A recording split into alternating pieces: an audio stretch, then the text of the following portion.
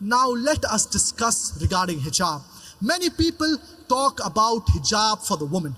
Allah subhanahu wa ta'ala in the glorious Quran first talks about hijab for the man.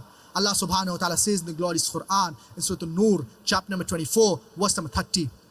قُلْ لِلْمُؤْمِنِينَ يَغُضُّوا مِنْ أَبْصَارِهِمْ وَيَحْفَظُوا فُرُوجَهُمْ. Say to the believing man that he should lower his gaze and guard his modesty. Whenever any man looks at any woman, if any brazen thought, if any unashamed thought comes to his mind, he should lower his gaze. And once there was a brother who was looking at a woman for a long time. So it was said to him, brother, what you are doing, it is haram, it is prohibited.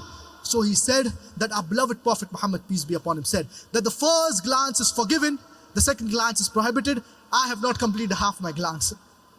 What did the Prophet mean when he said that the first glance is forgiven, the second glance is prohibited? It does not mean that you can look at a woman for 10 minutes without blinking and say that I'm not completing my glance. It means that if you unintentionally look at a woman, do not continue looking at her in order to feast on her beauty.